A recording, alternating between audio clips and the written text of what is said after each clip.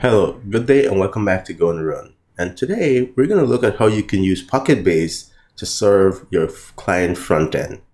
Now, that's basically making Pocketbase like a web server, essentially.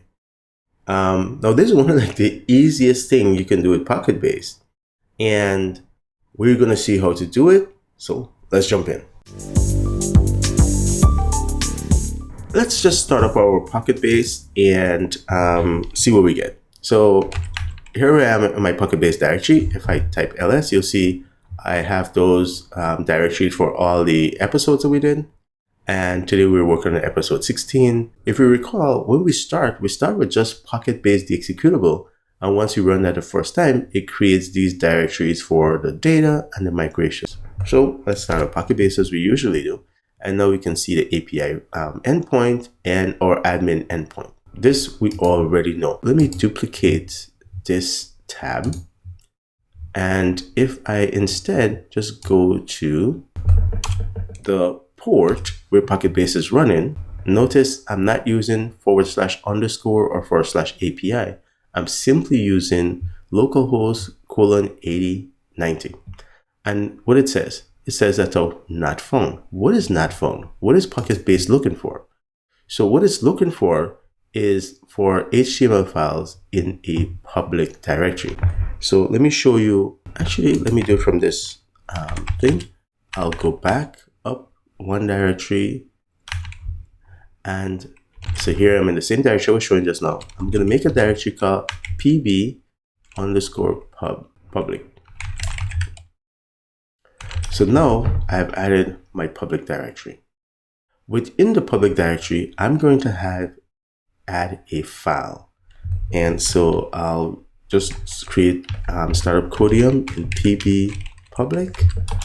And let's create a simple HTML file, index.html. And so what we can do is we can probably write our own HTML file, but I'm going to have one generated. And the way I'm going to do that is I'm going to go to Google and log into my Google account. If you have Gmail, log into your Gmail account and then go to gemini.google.com, and then you'll see chat with Gemini. And if I click on that, accept the terms of use, and then say use Gemini and opt in. Let's see, opt in to receive email updates. No, I'm not actually going to do that. Continue. And now we are here. And so if I type, so that's all I type. That's my prompt. I said create a simple landing page for an e-commerce site with HTML using HTML, JavaScript, and CSS. And sure enough, here it is. And it created the individual files for me. So let's look at the code that's generated. It says that this piece of code, HTML, is for, you should put it in an index.html file. Of course, you can put it in any file, but we're going to put it in index.html. So let's copy that, put that there, go back here, we'll paste it. The other thing is that it says, I'm going to read or pull in a script.javascript file or script.js file. If we scroll along, we see here we have style.css, which makes sense. We didn't ask any functionality like be able to log in or anything. So we don't actually have a JavaScript file. So we can either leave this in our HTML for later and just create an empty JavaScript file, but we can figure it out later. But let's just go now and create our style.css file. And so we go here, let's just create a style.css file, CSS, paste that. That's good. And then I'll just create an empty script.js file. Now that we have these files and they're already in our pb_public directory, guess what? I just go back to my web browser here, and if I just refresh, notice what happened. The same index.html file that we had there is now here. And we know that how the style sheet is applied because we can see that we have centering and so on, and the different rounded buttons and so on. So our style sheet is working. This shows you that we can easily use Pocketbase to serve the client application also. What does this mean? Well, if we can simply put our HTML, JavaScript, and all those front-end files in, this pb.public directory, then those files can then reference or call the API. So everything is all in one place. So Pocketbase is not only serving up your front-end file, but also, as we know, it is your backend providing endpoints for you to interact with the data. We saw in the last video how you can extend Pocketbase with Go by putting in, writing hooks. So essentially, you pretty much have this all-encompassing thing that you can use. So, all right. So now that's an example of how you can sort of client file. So using the same methods I showed you just now using the same trick I showed you just now for generating this web page, I went ahead and generated a few more pages. So let me show you what that's like. So let me close this and open not my pub directory, but this example directory instead. So let's go to our project directory. Let's go to our example directory. Let's take a look at example1 directory. And those are the files that we just placed in our pb_public directory. Once I created these pages, I was like, okay, let me just create pages to represent our e-commerce website. So I asked an AI to create pages for login for e-commerce website, the checkout page, order history page, and all that sort of stuff. Similar thing that you'd want for e-commerce website. I'm not saying these are all the pages, by the way. I'm not a front-end developer, so I didn't want to waste time trying to write up some stuff. So I just have an AI created. It doesn't really matter what you use, but let's say you have some pages, whether you write them or you have an AI help you generate them to get started.